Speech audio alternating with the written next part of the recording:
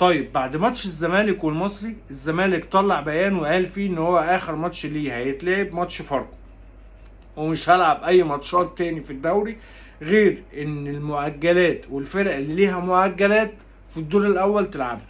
متفقين؟ متفقين. ولا خلاص انا كده تمام وعايز حكام اجانب لماتش القمه ودي شروطي، والحكم بقى يتحقق معاه ومش عارف ايه والكلام الهجس اللي احنا سمعناه ده. معرفش الراجل يتحقق معاه ليه بصراحه، ان هو اتضرب يمكن علشان كده يعني، يمكن علشان خد الروسيه من عبد الله السعيد فليه ما يتحققش معاه. هو المفروض يتحقق معاه علشان سكت على عبد الله، واحد زي عبد الله السعيد. والحكم الرابع المفروض يتحقق معاه علشان سكت على اللي حصل منه او اللي حصل فيه من جوميز مدرب الفرقه. لكن نادي الزمالك طلع بيان الحقيقه وقال ان انا مش هلعب ماتشات بعد ماتش فاركو. لكن اتحاد الكوره قال لك لا، الماتش بتاع الاهلي والزمالك هيتلعب في ميعاده، فالمتضرر اكيد هينسحب. ده اللي احنا عارفينه. يعني اذا كان الاهلي متضرر او الزمالك متضرر هينسحب، وقال لك فيما معناه ان احنا ممكن نجيب حكام اجانب. ده اتحاد الكوره، وده من مسؤولين من اتحاد الكوره. فالمتضرر هو اللي قال ان انا مش هلعب ماتش الاهلي الا لما المؤجلات بتاعتي والمؤجلات بتاعت غيري كلها تمسح. هل نادي الزمالك هيجيب ورا ولا هينسحب؟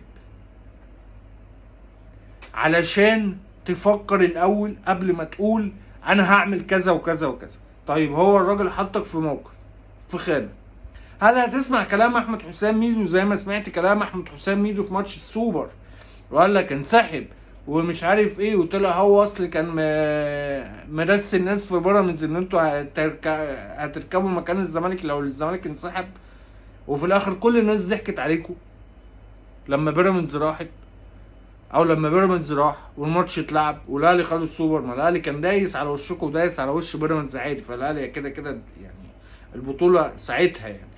لكن دلوقتي هل هتنسحب؟ طيب هل لو انسحبت هيتطبق عليك اللائحه بتاعت الانسحاب، ولا هتتدلع زي ما دلعوك في ماتش مصر المقاصه لما انسحبت منه، او في ماتش الاهلي اللي انت انسحبت منه وركبت العيال الصغيره الباص ومش عارف الباص اصل كان بيعمل فيه ايه ومش عارف ايه وفي الاخر انسحبت؟ هل ده هيتم كدلع، ولا هنحط مش عارف ايه في بقنا ونلعب الماتش؟ طب انت لو حطيت البتاع في بقك ولعبت الماتش ليه بتطلع بيان وقلت مش هلعب؟ انت ليه بتحط نفسك في مواقف مش حلوة كمجلس ادارة؟ هل في حد كمجلس ادارة، هل في حد كابتن احمد سليمان او كابتن حسين لبيب، هل في حد بيسوقكوا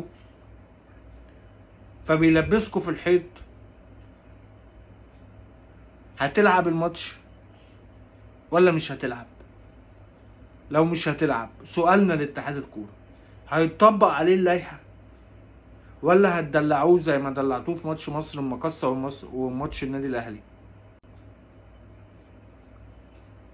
ده سؤالي، يعني السؤال في منتهى البساطة، واتمنى ان اي حد يرد عليا فيه.